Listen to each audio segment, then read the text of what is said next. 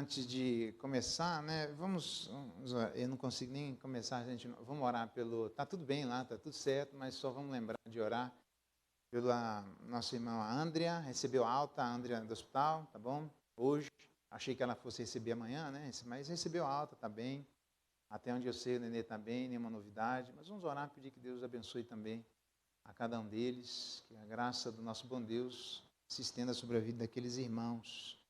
E também que Deus abençoe aí a Larissa e o Carlos. Relaxa vocês dois, cada um é cada um. Que Deus continue derramando graça, tá bom? Vamos orar pela vida dos irmãos, tá? Que Deus fortaleça cada um deles. Pai, em nome de Jesus, colocamos nas tuas mãos a vida do Alberto, da André, do Gustavo, do Augusto. E em nome de Jesus, ó Pai, o Senhor esteja com o Augusto lá na UTI, derramando da tua bênção e do teu favor. Deus, o nosso desejo é que ele seja plenamente estabelecido e colocamos isso diante de ti. E o coração dos pais também, assim como a Larissa e o Carlos. Ser com o coração deles, ó Deus, para que haja paz e tranquilidade, na certeza de que a nossa vida está nas tuas mãos. E o Senhor é quem abençoa e abre as portas e derrama graça. Abençoa a Larissa para que o restante da gravidez continue sendo uma bênção e o parto também. E que, em nome de Jesus, ela possa vir, ó Deus, sua filha, para uma família que busca a tua presença, que busca a tua face, e os pais possam se alegrar no Senhor. Ó Deus, ser conosco, não só com estes novos, com o seu Moacir e aqueles mais idosos. Derrama graça se existe alguém em casa convalescido que eventualmente não saibamos. Abençoa aqueles que sofrem, ó Deus, e eventualmente nem com sofrimento físico, às vezes com angústias da alma, com inquietações e ansiedades, com circunstâncias que tiram a nossa paz. Colocamos isso diante de ti. Louvado e bendito seja o teu nome, porque sabemos que somente no Senhor a nossa vida pode encontrar paz. E quando nos deitamos, o Senhor nos faz repousar seguros, porque aos seus amados o Senhor dá enquanto dormimos. Que o Senhor nos abençoe, ó Deus, e agora diante da tua palavra. Aqueles que estão aqui presentes, aqueles que estão acompanhando remotamente, quer seja aqui em Brasília, ou até fora de Brasília e do Brasil, em Cuiabá, abençoa aqueles que estão acompanhando lá, em Portugal, em outros lugares. Dada a tua bênção, do teu favor, que a tua palavra encha os nossos corações e nos conduza na tua presença. É a nossa oração e louvor em nome de Jesus. Amém. Muito bem. Tiago, capítulo 5, verso 12 em diante. Vamos lá? Tiago, capítulo 5,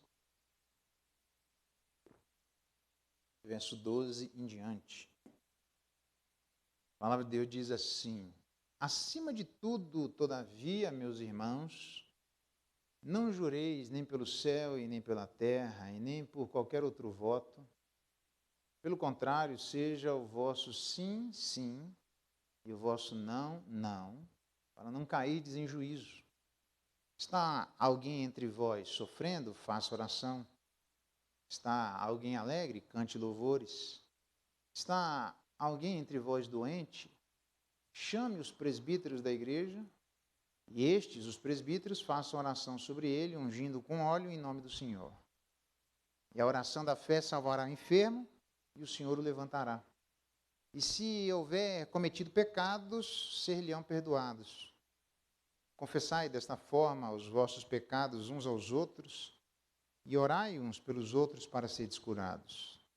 Muito pode, por sua eficácia, a súplica do justo. Elias era homem semelhante a nós, sujeito aos mesmos sentimentos, e orou com instância, com fervor, para que não chovesse sobre a terra, e por 3 anos e 6 meses não choveu. Ele orou novamente, e o céu deu chuva, e a terra fez germinar os seus frutos. Meus irmãos, se algum entre vocês se desviar da verdade e alguém o converter, saiba que aquele que converte o pecador do seu caminho errado salvará da morte a alma dele e cobrirá multidão de pecados. Até aqui a leitura da palavra de Deus, e louvado seja Deus pela sua palavra. Muito bem. Um texto que aponta para nós, no meu entendimento, ainda o mesmo assunto, que a igreja, naquele momento, sofria por circunstâncias de perseguição, naquele momento, as circunstâncias dos ricos, levando sobre tribunais, ricos que blasfemavam o bom nome que sobre vós era invocado, os ricos que, de alguma maneira, se prevaleciam sobre a condição deles para aquelas pessoas. Já disse também que, nessas circunstâncias, as pessoas estavam em trânsito de uma cidade para outra, sob perseguição do Estado, e quando chegavam naquele lugar, elas dependiam quase que exclusivamente da igreja para, pelo menos, terem os seus auxílios iniciais. Mas a igreja, como a gente bem sabe, Tiago, a primeira carta, né, a carta mais antiga do Novo Testamento, se converteu, então, as pessoas mais pobres. Somente no final do primeiro século que ela chega na casa de César.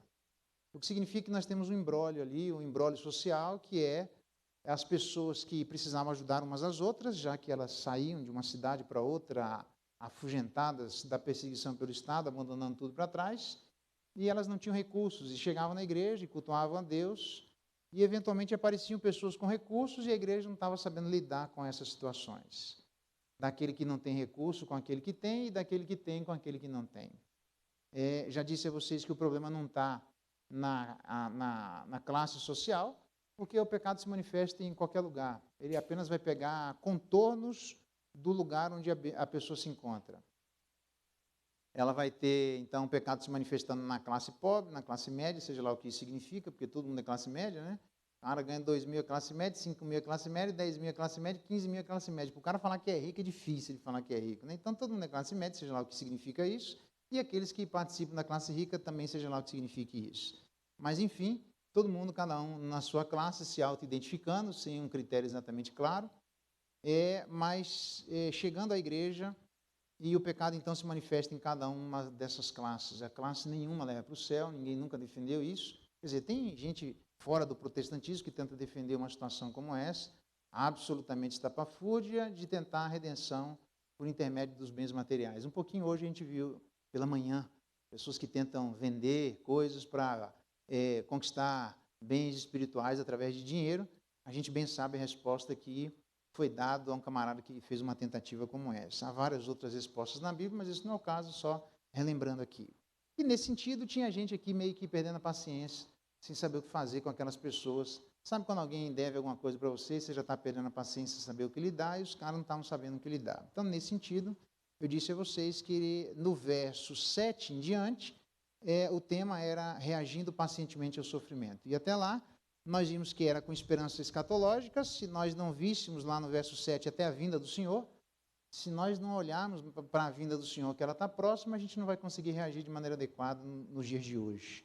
Nós vimos que era com cautela pessoal. Ele diz, irmãos, do verso 8 e verso 9, já que a vinda de Deus está próxima, não nos queixemos uns dos outros para não sermos julgados.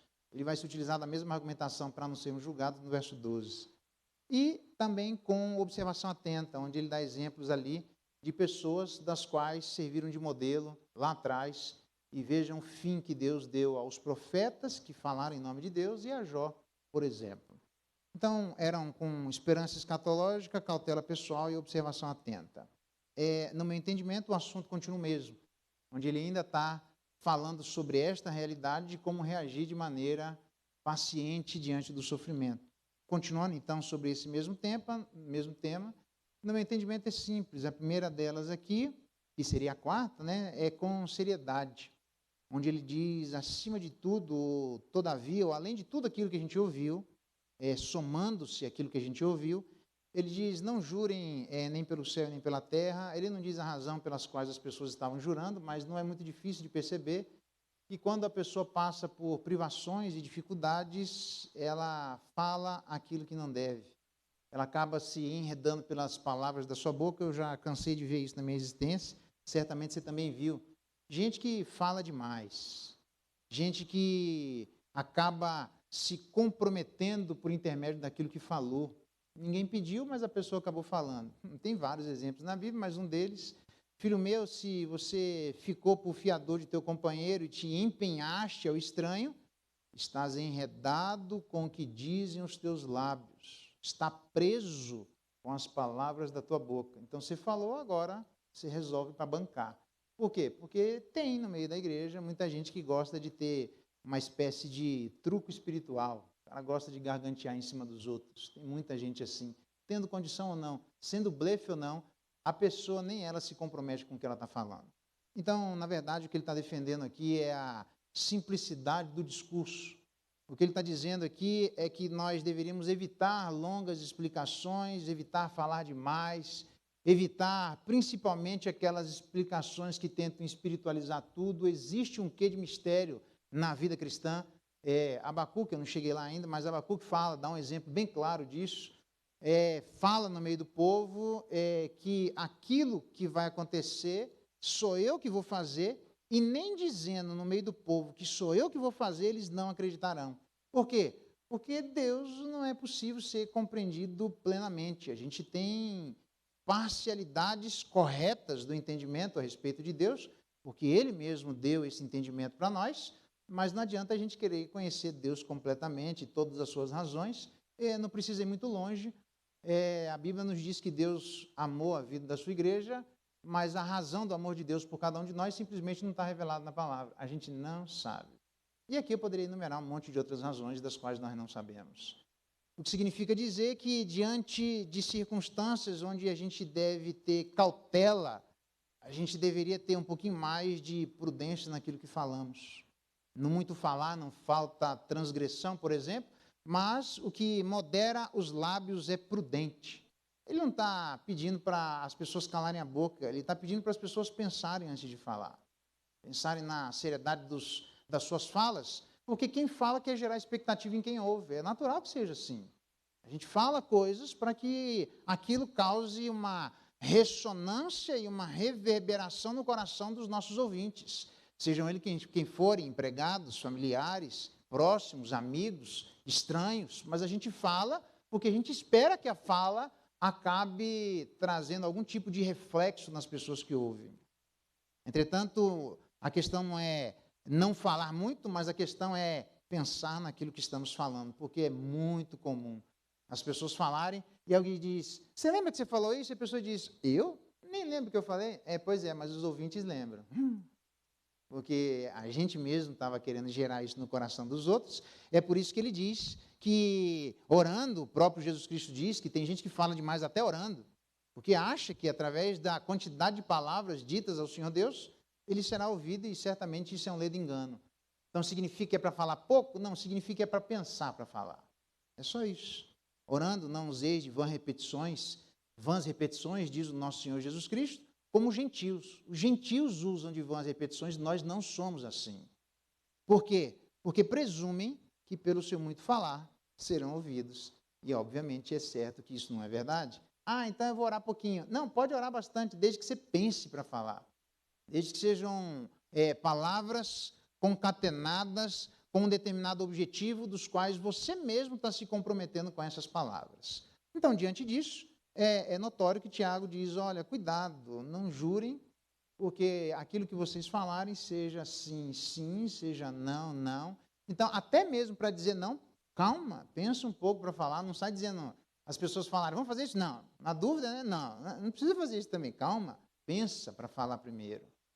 Preste atenção, porque quando a gente se compromete diante de Deus e a gente clama, eu gosto demais de um salmo que é belíssimo, mas não é comum. Mas existe porque eu sei que existe porque está escrito.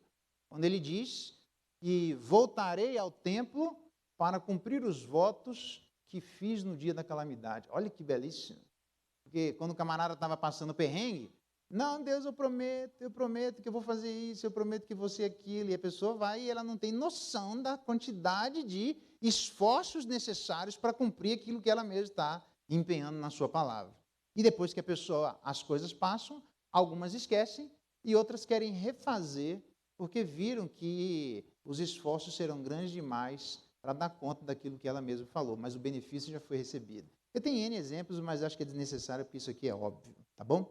Então, acho que a primeira coisa para lidar com o sofrimento, com paciência, é com seriedade. Seriedade em relação a quê? Em relação àquilo que a gente mesmo fala. Então, põe guardas na tua boca, põe garfos, sai correndo antes de falar, escreve antes de falar, dar um murro no saco de boxe antes de falar. Isso, pensa bem para falar, antes de simplesmente colocando palavras ao vento, até porque de toda palavra que nós falamos, certamente Deus nos pedirá contas. Então, acho que isso aqui é simples. A segunda coisa, então, além de seriedade, é com disponibilidade. Isso também, para mim, é simples, porque ele diz lá no verso 13, está alguém entre vós sofrendo, ore, está alguém entre vós alegre, cante, está alguém entre vós doente, chame. Então, notadamente, disponibilidade para orar, disponibilidade para cantar e disponibilidade para ir. É simples. Antes de a gente se empolgar com alguma coisa que é um texto que chama a atenção das pessoas que se empolgam, no verso 13 aparece a palavra oração. No verso 14 aparece a palavra oração. No verso 15, oração. No verso 16, orai. No verso 16, súplica. No verso 17, orou. No verso 18, orou. Então, se nós contarmos as vezes em que aparece a palavra oração, no verso 13, no verso 14, no verso 15, no verso 16, 2 vezes, no verso 17, no verso 18, você pode contar e aparecem no mínimo 7 vezes. Mas aparece unção com óleo uma vez. Parece que a galera esqueceu a oração e cresce o olho com a unção com óleo, um desejo de sair lambuzando todo mundo com óleo, porque no fim das contas, sempre na história da igreja, existiu o anseio pelo domínio sobre a vida do outro. As pessoas se esquecem que a ênfase de Tiago é em orar, e não em olhar a vida das pessoas.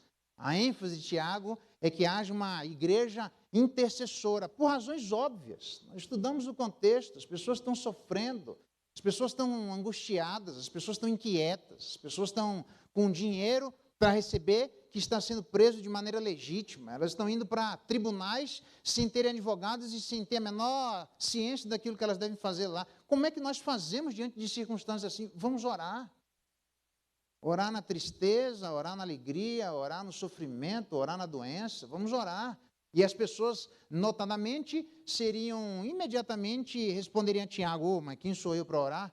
E aí nós evocaríamos, quem sabe, exemplos de nossos irmãos do passado, que são exemplos que muitas vezes as pessoas falam das coisas positivas, que de positivas devem ser ditas, mas se esquecem que a mesma Bíblia registra coisas negativas. Por exemplo, fala da incredulidade de Abraão, e eu não ouço as pessoas falarem da incredulidade de Abraão, eu ouço dizer que ele é o pai da fé, tá? Mas teve um dia que ele duvidou, e aí ninguém fala disso.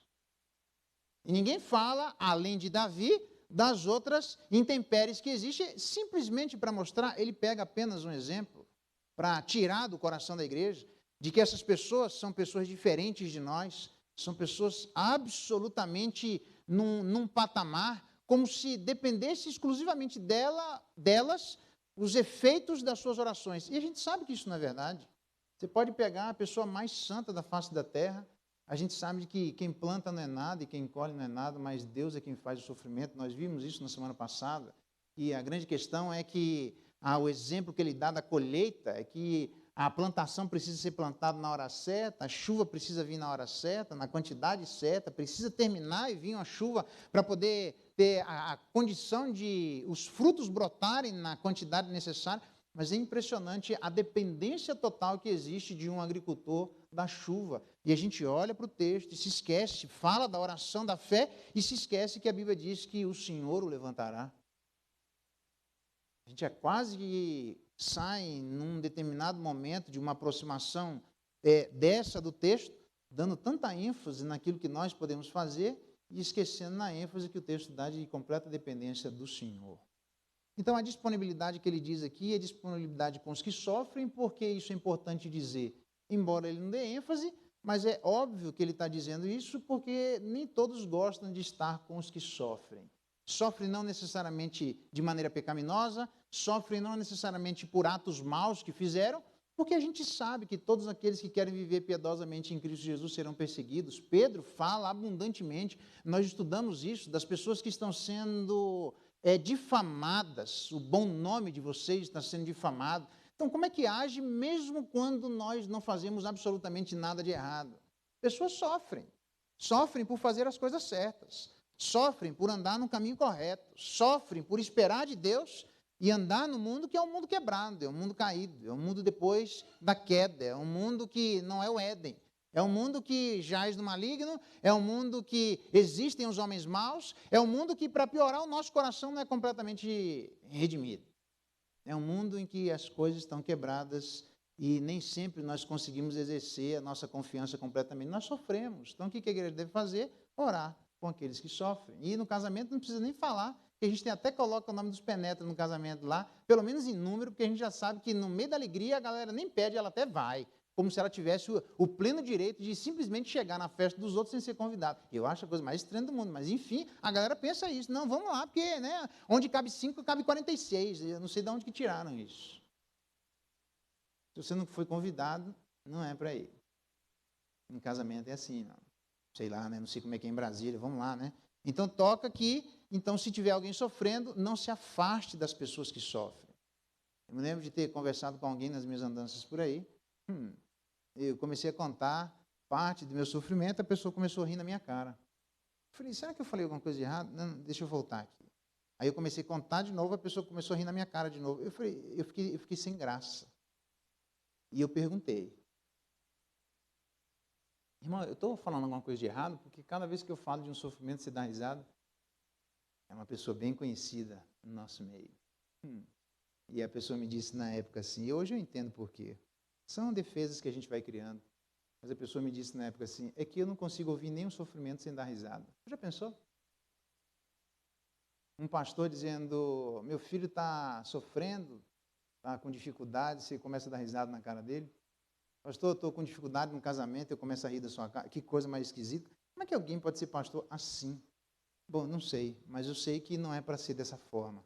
É para quando alguém vier compartilhar, a gente se aproximar e não se afastar e criar barreiras para as pessoas não se aproximarem de nós e só nos chamarem para a festa de aniversário. Mas ele diz, então, que é ter disponibilidade com os alegres. É importante falar isso, porque às vezes a gente se esquece essa alegria de tudo aquilo que ele está mencionando aqui, é uma alegria que é para ser uma alegria compartilhada, uma alegria que é para ter gratidão, uma alegria que é para ser expressa através de cânticos, e certamente ele vai fazer isso na casa e vai fazer isso com os irmãos. Se há motivos de tristeza, nos entristeceremos, mas se há motivo de alegria, nos alegraremos. Isso deve ser compartilhado entre nós. Mas ele diz então agora a disponibilidade para ir com os que sofrem. É engraçado que ele começa dizendo literalmente da disposição que precisa haver da parte dos presbíteros quando eles são chamados. Se eles são chamados aqui, a palavra doença provavelmente é alguém que ela não consegue sequer, se é uma doença física ou não, a gente não sabe, ela não consegue sequer ter forças exatamente para estarem num ambiente eclesiástico. Então todos aqui entendem que se é para chamar os presbíteros, provavelmente é num ambiente dentro de casa. Então essa cerimônia aqui, embora seja uma cerimônia eminentemente espiritual, é para ser uma cerimônia onde ninguém está vendo. Não tem nada a ver com fazer alguma coisa dentro da igreja, embora a gente possa orar pelas pessoas adoecidas aqui na igreja, como nós acabamos de fazer, antes de eu pregar. Mas não é essa cerimônia, como se a igreja estivesse dando uma ordem para que obrigatoriamente isso acontecesse. Tragam os doentes. E nós oraremos e imporemos sobre ele as mãos e as coisas vão acontecer. Então, não é aqui. Você pode tentar buscar isso em outro lugar, porque aqui provavelmente ele está falando de uma cerimônia dentro de casa. Tiago é um líder que, ao dizer que é para chamar os presbíteros da igreja, literalmente compartilho com vocês não só a função dos presbíteros, mas também dos diáconos. A nossa Constituição diz assim, que compete ao presbítero auxiliar o pastor no trabalho de visitas, o presbítero tem que visitar, mas também informar o pastor dos casos de doenças e aflições. Então, o pastor não é obrigado a ser adivinho, e nem os presbíteros, porque se eles estão sendo chamados é porque alguém avisou. Cansei das minhas andanças por aí, de alguém chegar já com 3 pedras em cima de mim, isso não aconteceu aqui, mas por aí. E eu disse, mas o que está acontecendo? Ah, porque minha esposa esteve no hospital, assim assado, e você não foi lá visitar no hospital, e eu estava viajando e minha família simplesmente não foi assistida. E eu falei, deixa eu só entender, eu não estou lembrado, você me falou isso em algum momento? Não? Eu falei, não. Eu falei, e você espera que eu vá todos os dias nos hospitais dizendo, algum membro aí da igreja, levanta a mão, alguém foi internado, você acha que é assim que vai acontecer? É só chamar, porque eu é que te pergunto, qual foi a sensibilidade espiritual que você teve, qual foi o espírito que lhe falou, para você estar longe da sua casa, a sua família no hospital, e você simplesmente não se dignar a chamar alguém para poder cuidar e dar assistência à sua casa. Aí ele ficou assim, falei, pois é, era só ter chamado, é tão simples. Cai por terra aquelas pessoas que eu sei que tem, e Tiago não está querendo se meter nisso, a gente não deve se meter na vida do outro, e deve ter aquele tipo de postura onde a gente não quer incomodar a vida das pessoas, porque existem determinados sofrimentos que a gente quer passar sozinho. Tranquilo, não tem problema nenhum com isso, mas não responsabilize os outros por conta disso. Se você quer passar sozinho o seu sofrimento, é por sua conta e risco. Ninguém da igreja é responsável por isso, porque ninguém da igreja é responsável por adivinhar o que está acontecendo com você. Todavia, se você chamar, aí sim a igreja deve responder, mas também compete ao diácono, sob supervisão do conselho, no artigo 53, a dedicar-se especialmente, mas não exclusivamente, ao cuidado dos pobres, ao cuidado dos doentes e ao cuidado dos inválidos. Nós vimos hoje pela manhã que um dos papéis dos diáconos é Filipe, o evangelista. A evangelização faz parte na vida da igreja, como também faz parte no ministério de um diácono, na vida pessoal dele. Nenhum de nós deve se excluir da evangelização, mas, graças ao artigo 53, nós não devemos nos esquecer que um dos trabalhos dos diáconos não é só dentro da igreja, é fora da igreja, não é só levando uma cesta básica, é também levando uma cesta básica, não é só levando alimentos materiais, mas é também se preocupando com a vida espiritual daqueles que, acamados, se encontram e impossibilitados por alguma razão, eles têm de chegar até a igreja. Então, só que os diáconos também não são obrigados a adivinhar. Porque senão a gente vai fazer uma lista de chamada aqui, fulano tem, veio, fulano tem, veio, fulano não veio, opa, liga lá no fulano. Não funciona assim. Você precisa chamar. Chame os líderes da igreja, aqui no caso os presbíteros, mas se os diáconos têm essa função, chame. E os diáconos, a gente precisa, você precisa se entender como alguém que foi abençoado por Deus, alguém onde o Espírito de Deus habita, alguém que foi empossado pela igreja para exercer um tipo de função, onde você vai cuidar das pessoas que se encontram convalescidas, materialmente ou até mesmo fisicamente. Então, de quem é a responsabilidade de visitar as pessoas que se encontram acamadas? Do pastor, dos pastores, dos presbíteros e, de acordo com a nossa Constituição, dos diáconos, como também de toda a igreja, mas não é meu ponto agora. Minha questão é, chame os líderes, pastores, presbíteros ou diáconos. Os líderes procuram e a igreja se deixa encontrar. É interessante porque quando a gente olha, exatamente há uma ênfase sobre a liderança procurar o estado das ovelhas, quando diz, embora não seja um mandamento, mas uma literatura de sabedoria, procura conhecer o estado das tuas ovelhas e cuida dos teus rebanhos. Mas eu canso de saber de gente que a gente vai visitar e você pergunta à pessoa, tudo bem? E ela diz, está. Vamos ver se ele tem Espírito Santo mesmo, ele descobre o que aqui não está. Não, ele não tem esse papel não, irmãos. O Espírito Santo pode estar aqui, se você não falar, não tem a menor preocupação nem de saber. Eu tenho preocupação de saber aquilo que você disser. É óbvio que tem linguagens corporais, mas o meu papel não é ficar adivinhando. Então, se você não quer falar, a responsabilidade é sua.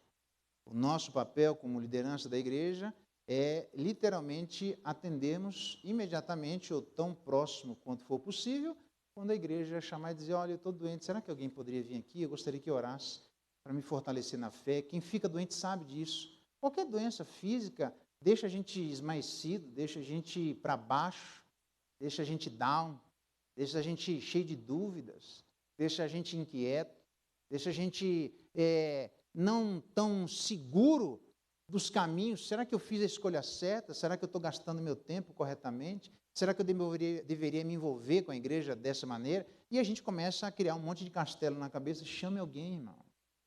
Não fique sofrendo sozinho. Eventualmente, se quiser sofrer sozinho, fale diante de Deus, converse com Ele. Mas quando você quiser, nesse ambiente eclesiástico, chame alguém de presbíteros ou diácono. E você, presbítero, vá, diácono, vá, visite na autoridade, em nome de Jesus Cristo. E a liderança procura a igreja e a igreja procura a liderança. O que não pode existir é tipo um esconde-esconde espiritual. Um vai se escondendo, vamos ver se alguém consegue perceber que existe alguma coisa de errado. E aí você pergunta, você está bem? E a pessoa diz, estou. E aí eu falo, mas eu perguntei um monte de vezes se você estava bem. Ah, não acredito que você não percebeu que não tinha nada de errado. Ah, irmão, né? Quando eu era menino, andava como menino, falava como menino. Menino faz isso. A gente veio a ser grande e deixou as coisas de menino para trás. Nós estamos falando de coisa séria. Então, se existe alguma dificuldade, você precisa falar. Precisa aprender a abrir o jogo, a dizer, eu não estou conseguindo, não estou dando conta de lidar com essa situação. Eu me lembro até hoje, quando eu estava estudando isso aqui, uma época que eu estudei no Colégio Militar do Exército, lá na Pituba, em Salvador, e lá é impossível existir aula vaga. Isso só se Jesus voltar assim, mas não tem aula, mas fora não tem aula vaga. Mas, por alguma razão, teve aula vaga e eu fui capaz de testemunhar o que os alunos fizeram com a aula vaga. Porque imediatamente um professor substituto foi acionado. E a gente ficou, era um L bem grande assim, e a gente ficou lá na ponta, todo mundo se escondendo. Todo mundo se escondendo do professor, e o professor lá entrou na sala, não tinha ninguém, todo preocupado, porque não pode ter aula vaga. E cadê os alunos? E a gente lá, assim, tomara que o professor não enxergue. Meu amigo, a aula, quando ele vem, já faltando 10 minutos, ele descobre os alunos lá, e a gente fazendo aquele jogo de gato e rato. Você imagina o que deve ter acontecido com a gente, não precisa nem saber, vamos para frente. Mas a ideia é que nós não estamos no colégio militar espiritual, onde chega alguém disposto a poder abençoar, e as pessoas ficam como que se escondendo para ver se existe alguma habilidade extra na vida daqueles que Deus colocou ao nosso caminho. Não existe. Quando fala da unção com óleo, que é o que normalmente as pessoas se preocupam, na verdade, provavelmente ele está pegando isso aqui de quando os discípulos saíam para expelir demônios e curavam muitos enfermos, ungindo com óleo. Tudo bem que pega esse exemplo lá na expulsão de demônios, mas a prática da unção com óleo, Jesus, por exemplo, não incluiu a unção com óleo, mas a oração com imposição de mãos. Jesus mesmo nunca se utilizou da unção com óleo. É interessante que, se a gente olhar os apóstolos, mesmo após, ou principalmente após o Pentecostes, eles curaram muitos enfermos, muitas vezes com imposição de mãos, mas nenhuma com unção com óleo. O que significa que há um risco muito grande de as pessoas imaginarem que o poder se encontra no óleo, onde a gente vai colocar o óleo e alguma coisa vai acontecer, parece que é um espírito poderoso, mais ou menos como existia na Nova Era. As pessoas diziam que se você tinha um objeto na Nova Era dentro de casa, é por isso que estava acontecendo brigas e confusão, e Satanás estava tomando conta. Eu falei, mas como? Do objeto para cá? Me explica isso. Não, é porque eu imagino que as pessoas imaginavam que durante a noite saía Satanás daquele negócio e saía como uma fumaça, ia tomando conta da vida das pessoas. Cansei de ver, olha, se você tem esse livro aqui, é por essa razão que à noite está vindo alguma coisa tomando conta da sua vida. Se você tem esse objeto, é por essa razão. E aí eu fiz uma pergunta muito simples, na época eu estava chegando na igreja, tentando entender tudo isso. Saiu livros como Supercrentes, de Paulo Romeiro e tantos outros, Está Doendo, de Caio Fábio, o primeiro. E ele disse, e eu perguntei, se isso vale para o mal, por que não vale também para o bem? Eu tinha uma Bíblia lá, aberta, bem grandona, no Salmo 90, e de repente é só a gente doar a Bíblia, que à noite, quando a pessoa menos esperar, o Espírito Santo sai da Bíblia e vai tomando conta, e é por isso que as pessoas estão quase que sendo persuadidas a se converter, porque é graças àquele objeto. Aí você dá até risada, porque isso não acontece com esse objeto, mas se não acontece com o bem, por que tem que acontecer com o mal? É muito estranho isso. Então, é esse tipo de sincretismo, de postura, que as pessoas querem depositar nas coisas e esquecer que Tiago está dando ênfase na aproximação, na oração. Então, na prática aqui, o que ele pede são máximas que você e eu deveríamos gravar assim. Não se concentre na situação, porque senão você vai ser tomado de raiva. Não se concentre em si mesmo, porque senão você vai ser tomado de autopiedade. Não se concentre no outro, porque senão você vai acusar o outro. Não se concentre no presente, porque senão você vai virar agorafóbico. Inspire-se no futuro. Se a gente prestar atenção no momento, a gente vai querer se vingar. Se a gente prestar atenção na pessoa, a gente vai querer retaliar. Se a gente prestar atenção no outro, a gente vai querer acusar. E se a gente prestar atenção no presente, a gente vai querer se boicotar. Então, desejo, já que a palavra doente aqui também pode significar fraco, alguém frágil, no sentido figurado, alguém com uma consciência fraca. Aliás, Paulo fala de orientações que a gente deve ter, o cuidado de determinadas posturas por causa da consciência do outro, por causa da fraqueza do outro. Ele até se utiliza dessa terminologia dos fortes e dos fracos. Na verdade, ele diz assim ainda, por essa razão eu te admoesto que reavives o dom de Deus que existe dentro de você pela imposição de mãos, e não pela unção com óleo. Então, ele está preocupado em vários lugares com aquela fraqueza, com aquela debilidade, com aquela anemia espiritual em que muitas vezes, mesmo Timóteo, em determinado momento, se encontrava. Não é assim, às vezes, que se encontram muitos de nós?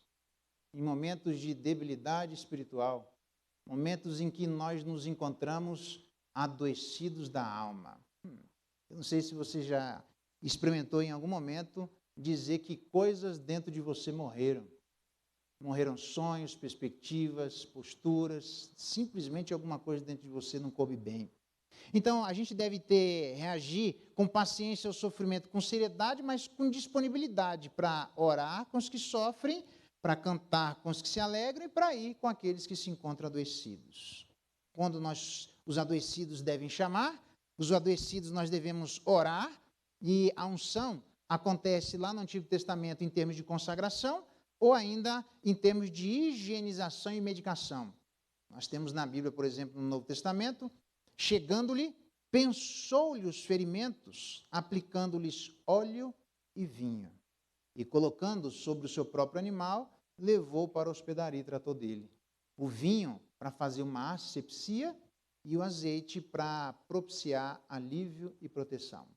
Parece que o que Tiago está demonstrando para cada um de nós é que ao orarmos e eventualmente naquela unção com óleo, da liderança e não de uns com os outros, seria para nos preocuparmos com as nossas necessidades físicas e espirituais. É isso que a igreja deve se preocupar com a igreja. Deve os líderes se preocuparem com a igreja, com as suas necessidades físicas e espirituais.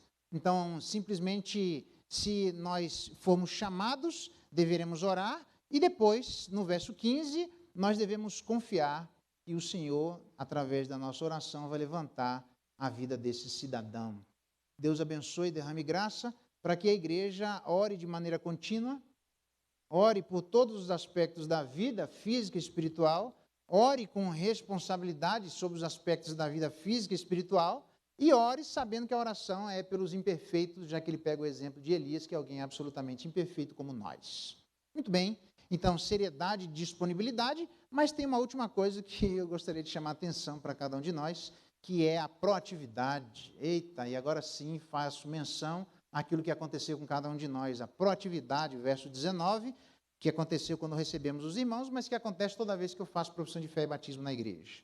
Meus irmãos, se algum entre vós, ele está falando com a igreja, com os irmãos, estes que estão inquietos, que estão nervosos, que não sabem como reagir exatamente diante do sofrimento, e às vezes podem perder a paciência, falar o que não deve, podem acabar murmurando porque o juiz está às portas. Lembra lá? Foi exatamente o mesmo argumento que ele se utiliza no verso 9, não nos queixemos uns dos outros para não sermos julgados. No verso 12, nosso se ensina não, para não cairmos em juízo. Então, às vezes tem aquela preocupação com palavras precipitadas. São pessoas que estão sofrendo, adoecidas, algumas alegres. O que acontece em meio assim? Estas pessoas, entre vós, pode existir algum dos irmãos que por alguma razão acabou tomando um caminho errado.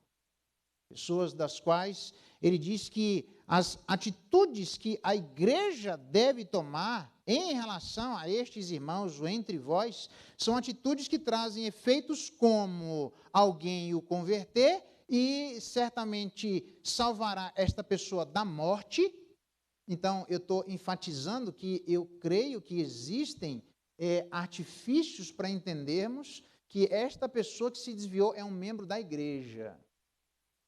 Não é obrigatoriamente uma pessoa ímpia. São pessoas crentes, debilitadas, sofríveis e que tomaram decisões erradas.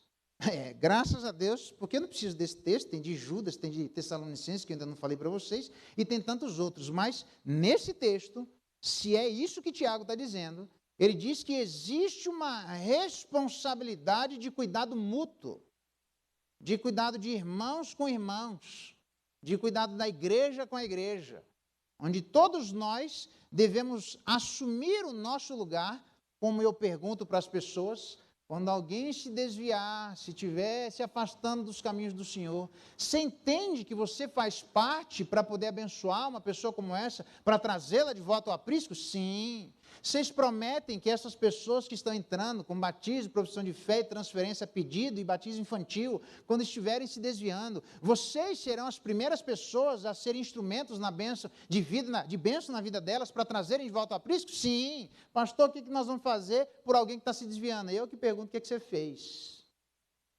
Eu nem cheguei em Tessalonicenses. Eu vou chegar lá. Calma que tem tempo para essas coisas. Mas baseado em Tiago, ele está dizendo que a igreja não deveria responder como alguém perguntou, onde é que está seu irmão? E a resposta foi, lá no passado, eu por acaso sou tutor de meu irmão? A premissa de Deus é que ele deveria ter entendido que ele era tutor de seu irmão. Deixa eu perguntar para cada um de nós, será que a gente se entende que nós somos tutores de nossos irmãos? É legal a gente chamar alguém, deixa eu dar uma palavra diferente aqui, é legal chamar alguém para orar por nós quando nós passamos circunstâncias difíceis, tudo bem? Então, você que está tentando levar uma vida meio sozinha, isolada, nem estou falando de pandemia, porque não vai ter pandemia e vai ter gente agindo do mesmo jeito. Eu falo isso faz 20 anos, eu falo a mesma coisa. De gente que tenta levar uma vida sozinha, isolada, e diz, não, mas eu sou crente aqui. Aí quando aperta, alguém pode me ajudar? Então, irmão, agora você lembra que tem irmão? Então, esse irmão está aqui para te ajudar, mas lembra que você também está aqui para ajudar seu irmão. Só que quando você não vem para congregar pensando diante de Deus, Hebreus diz que nós deveríamos ter um olho atento àquele que é o autor e consumador de nossa fé, mas o mesmo autor aos Hebreus diz exatamente a mesma palavra, dizendo que nós deveríamos atentar para o nosso irmão.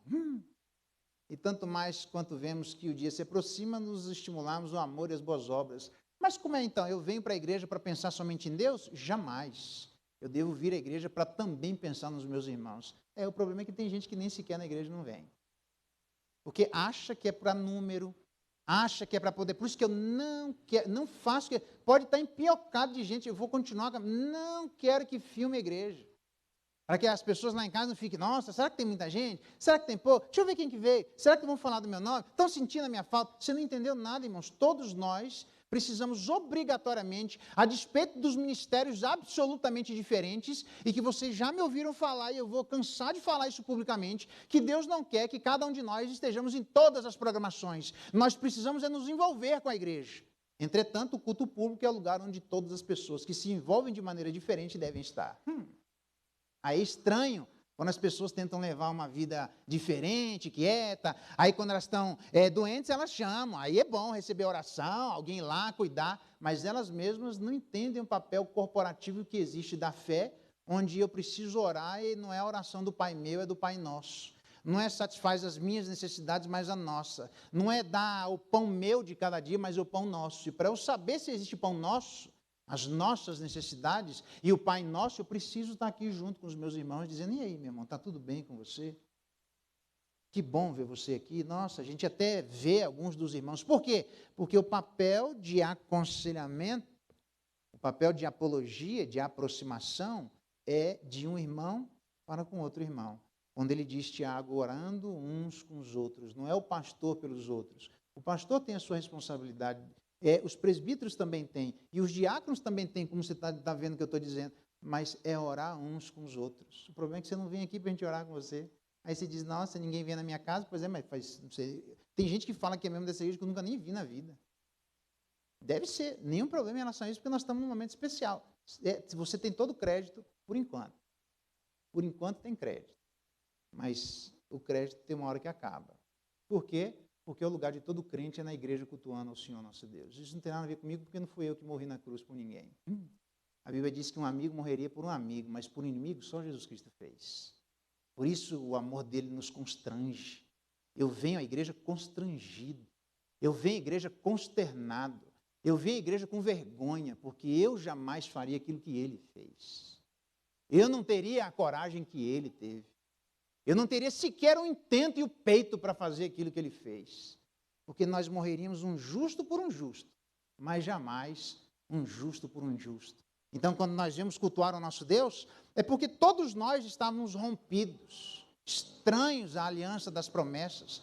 éramos inimigos de Deus. E Paulo diz que nós éramos inimigos no entendimento, irmãos. Lá na nossa mente nós éramos inimigos. E nós obscurecíamos o nosso entendimento, jogando areia onde existia a iluminação de Deus na nossa mente, no nosso coração. Porque lá dentro nós éramos inimigos de Deus. Como é que nós poderíamos morrer por alguém se dentro de nós, no nosso pensamento, nós odiávamos ao nosso Senhor? E Ele veio a despeito do ódio, Ele veio a despeito da separação, Ele veio a despeito da distância, Ele veio a despeito da postura, e a Bíblia diz que até os seus ele rejeitaram a Jesus Cristo. Mas isso não impediu de Ele continuar orando e perguntar aos discípulos: vocês não puderam em nenhum momento orar por mim, em nenhum momento lutar comigo em oração? Por quê? Porque Jesus Cristo sempre soube aquilo que Ele deveria fazer, mas Ele precisava orar para ter coragem somada para fazer aquilo que Ele sempre sabia que Ele veio fazer. Às vezes nós sabemos que temos que fazer, mas falta coragem, irmãos. Nós vimos hoje que os diáconos são homens de coragem. Crente é gente de coragem. Só que às vezes a coragem falta. E a gente precisa orar uns com os outros, porque está faltando coragem. Tem gente que tem falta de coragem de corrigir filho. Você imagina diante do inimigo. Não tem coragem de falar para o filho o que precisa dizer, e o filho vai crescendo meio torto, meio elicado, e a gente observa isso. Isso é jeito de tratar seu pai, Pia? Presta atenção, toma jeito. Cuidado, você está falando que é sua mãe. Não fala com sua mãe desse jeito, não. Obrigado, você falou para o meu filho aquilo que eu não consigo falar com ele. Você falou para minha filha aquilo que eu não tenho coragem. Isso, irmão, nós somos família. Família faz isso. Cuida uns dos outros. E o que o Tiago está pensando é que todo mundo deveria estar preocupado com todo mundo. Eu fico a pensar, aqueles que não vêm na igreja, esquece pandemia, aqueles que não vêm na igreja, ou não entenderam que elas precisam cultuar a Deus, dos quais nós éramos inimigos, e temos uma excelente oportunidade na vida, para em vida, vimos aqui dizer: Deus, eu tenho mais esse domingo. Eu já fiquei internado mais do que eu queria em hospital. E toda vez que eu estava lá, numa das N vezes que eu fiquei no hospital, eu disse: nossa, velho, não vejo a hora de eu sair daqui, porque o meu lugar é lá junto com o povo de Deus, cantando enquanto eu tenho vida. Átila. Termino com a história do Átila, quando ele disse assim: Geraldo, eu tenho um dom de evangelismo, eu nunca vi alguém com aquele dom, fora o Átila. E ele disse para mim assim: mas eu daria tudo que eu tenho para ter tudo que você tem. Porque você tem uma coisa que eu não tenho. Eu fiquei todo empolgado, porque eu tinha 18 anos, né? Ele tinha 50 e pouco. Eu falei: nossa, o que eu tenho assim, né? Acabei de chegar na igreja. Ele falou: você tem a juventude, você tem a flor da idade, você tem a sua energia. Quando eu desperdicei isso, como aquele filho pródigo longe do Senhor, comendo comida de porco, achando que estava abafando, mas estava longe dos caminhos do Senhor. Eu roubava, e por quê? Porque toda vez que nós nos utilizamos dos bens materiais, achando que eles são exclusivamente para nós, isso é roubo, porque Deus não dá nada a nós pensando somente em nós, e Ele disse que é para você parar de roubar, para você trabalhar, para fazer com as suas mãos, para ajudar ao seu irmão e aquele que tem necessidade. Então nós devemos prestar atenção que tudo que Deus dá a nós, Ele dá de maneira sobrando, para abençoar a vida de nossos irmãos. Mas para isso eu preciso cultuar a Deus com os meus irmãos. Tem gente se portando: mas tem um ladrão da cruz. Então morre, irmão, como ladrão da cruz. Usar o exemplo do ladrão da cruz para dizer que você tem o direito de gastar o seu tempo fora do povo de Deus, não faz o menor sentido. O ladrão da cruz, ele foi salvo, ele não frequentou a igreja, mas morreu, irmão. Eu acho que esse exemplo é para ser dado por cada um de nós. Aproveita para que não tenhamos pessoas que repetem as palavras de uma pessoa idosa que realmente, verdadeiramente se converteu lá por 60, 70 anos, e ela disse assim: desperdicei, desperdicei, desperdicei. Se Deus perguntasse: cadê seu irmão? Qual seria a nossa resposta? E eu queria perguntar para você que não vem fora da pandemia, porque eu não tenho como julgar isso. Para você que não vem fora da pandemia, se eu te perguntar: como é que está seu irmão? Você diz: eu estou bem. Beleza, mas e seu irmão? Alguém carregando a vida de um irmão, e alguém perguntou assim: esse irmão não é pesado? E a pessoa diz: um menininho carregando o outro, né? Ele diz assim: não, é meu irmão. Tiago, então, chama atenção para mostrar que a gente deve reagir de maneira paciente ao sofrimento. Como? Com seriedade, cuidando das nossas palavras, simples. Como? Com disponibilidade, disponibilidade para orar, para cantar e para ir, simples. Alguém me chamou dizendo, pastor, na mesma hora, minha mãe morreu, um dia antes do meu aniversário, pastor, me ajuda, vou. Na mesma hora, ligou o telefone, pastor, nasceu meu filho. Vou desligar o telefone tocou, morte de um lado e alegria de outro. E a vida cristã é assim, a gente não determina nenhuma coisa nem outra. O que a gente tem que fazer é estar junto. Junto com o outro para chorar com os que choram e junto com o outro para se alegrar com os que se alegram. Se permita viver essas experiências com seus irmãos, irmãos. Ande junto com seus irmãos, tenha disponibilidade para ir, para orar e para se alegrar. E, por fim, tenha proatividade, pois o que Tiago diz é que se alguém entre vocês converter, fazer mudar o pensamento da pessoa que se desviou da verdade, essa pessoa livra o outro da morte e essa pessoa cobre multidão de pecados. E eu fico a me perguntar, se isso é verdade do jeito que eu estou entendendo aqui, eu fico a me perguntar que a gente imagina que a evangelização é um negócio, que a evangelização tira as pessoas da morte, porque a evangelização leva e tira a pessoa do inferno, e tudo isso é verdade. Embora não sejamos por nós, mas sejamos através de nós. Mas é verdade também, porque é estranho que pessoas que assim pensam que o trabalho de persuasão e de convencimento alheio é alguma coisa menor do que o trabalho de evangelização. Isso para mim que é estranho. E são pessoas que, eventualmente, por um entendimento torpe e errado, acabam não entendendo a importância de que existe de olhar para as pessoas que estão se desviando da verdade. De olhar para aquelas pessoas que estão longe, de dizer, você vai morrer se você for por esse caminho, porque a palavra de Deus diz que há caminhos que ao homem parece direito, mas no final dele dá em cabo de morte. Irmão, não vai por aí, irmão. Não, mas eu tenho que fazer coisa mais importante, que é evangelizar. Então faz o que você está fazendo. Eu já vi até pessoas dizendo assim, pastor, está aqui 10 pessoas que eu evangelizei, mas irmão, nós temos que cuidar dela. Não, agora o senhor cuida que eu tenho que fazer o que é mais importante, que é evangelizar a vida dos outros. Quem disse que a evangelização é mais importante? Nem ela não vai continuar no céu, irmãos. A evangelização nunca foi a tarefa mais importante. A evangelização é um meio para todos nós atingirmos a um fim maior. É uma responsabilidade que a igreja tem, mas para a finalidade de todos nós adorarmos a Deus juntos, adorarmos o nosso Criador, adorarmos o nosso bendito, aquele que morreu por nós, aquele que diz a Bíblia que mesmo ressurreto, ele ainda intercede por nós, aquele que diz a Bíblia, no ano da morte do rei Uzias, eu vi o Senhor assentado no alto e sublime trono, fazendo o quê? Governando todas as coisas, olhando para a circunstância de seu povo, é aquele que abençoa, que dirige, que olha a sua igreja como a menina de seus olhos. E que nós deveríamos olhar para essa igreja com a mesma importância que Deus olha. E não simplesmente, se alguém converteu, louvado seja o nome de Deus, porque nós plantamos, não somos nada, nós colhemos, somos menos ainda, mas a glória seja única e exclusivamente dada ao nosso bendito Senhor. Porque é graças a Ele que Ele fez frutificar a semente que nós plantamos. Então a igreja deve evangelizar, porque isso é a tarefa exclusiva da igreja. Mas a igreja também deve desafiar, a igreja deve pastorear. A igreja deve ir em direção àqueles que já convertidos estão e que estão tomando ideias anuviadas. Aqueles que estão se desviando, na verdade, os crentes precisam ir atrás dos crentes que, longe de Deus, começam a dar posturas que se encontram. Por que a gente não gosta de fazer isso? Porque a gente não gosta nem de corrigir filho, que dirá de corrigir o crente, cansa.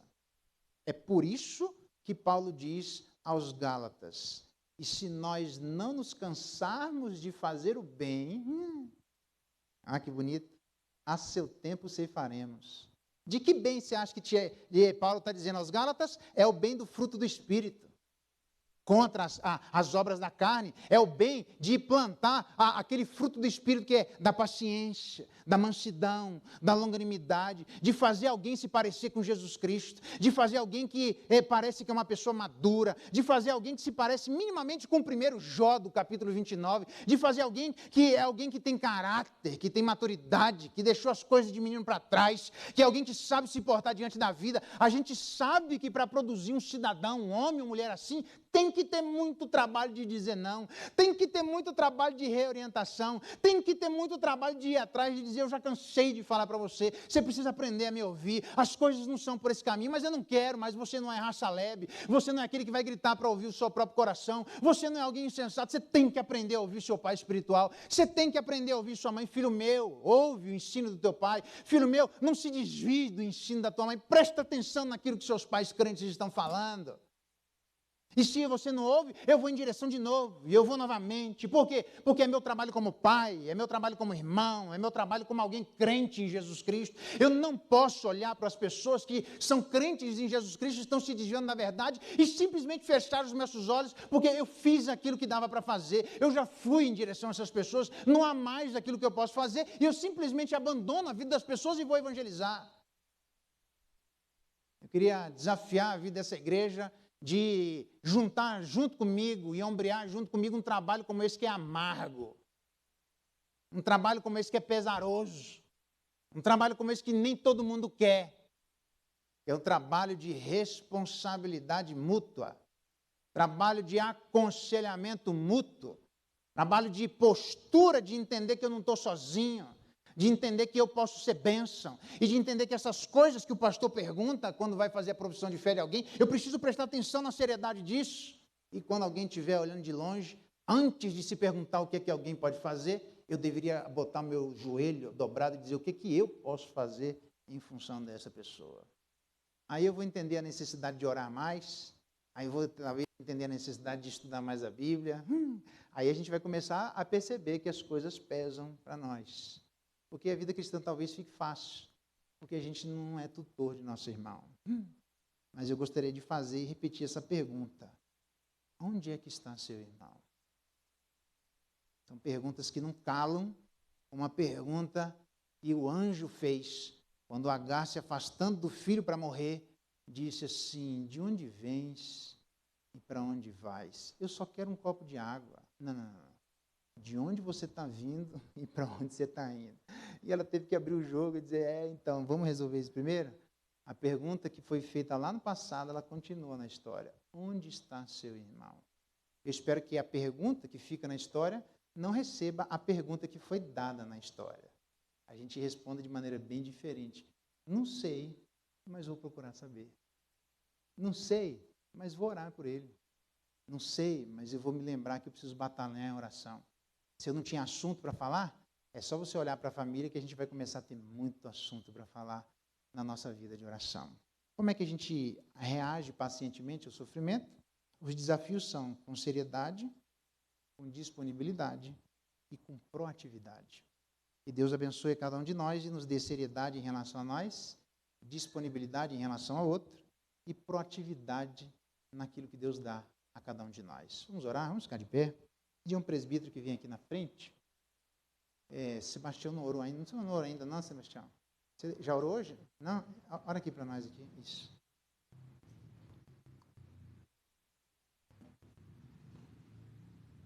Espero que a gente aprenda a razão de estarmos juntos como igreja, que é para olharmos atentamente para o nosso Pai e olharmos atentamente para o nosso irmão.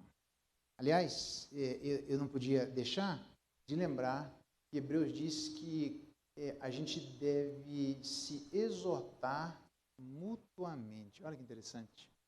Deus dê graça e nos ajude a entendermos a importância de nos aconselharmos uns aos outros. Vamos orar? Deus, continue nos dando graça, Deus, e sabedoria para que nós possamos, Deus, essas palavras que ouvimos, que possamos colocá-las em prática, Deus. E para isso nós contamos com a ajuda do Espírito Santo, Senhor, que nos instrumentaliza, que nos dá direção, que nos dá orientação, Deus, e que sedimenta a palavra do Senhor em nosso coração, Deus. No nome de Jesus, que nós possamos compreender, Deus, a importância de estarmos reunidos aqui em comunhão, como família do Senhor, Deus. E para que nós possamos ter a sensibilidade, Deus, de poder estender a mão a nossos irmãos, sentir a falta deles, procurá-los, Deus.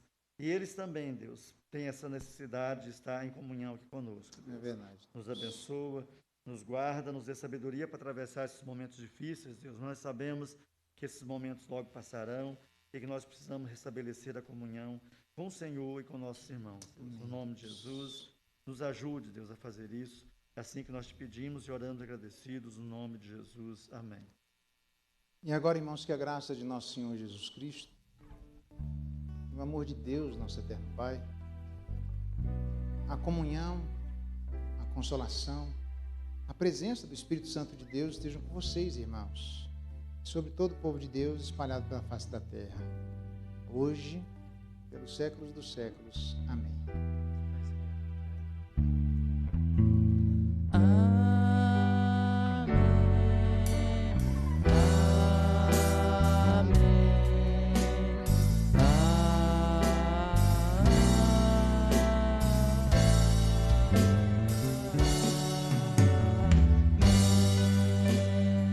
Amém. Os irmãos podem sentar.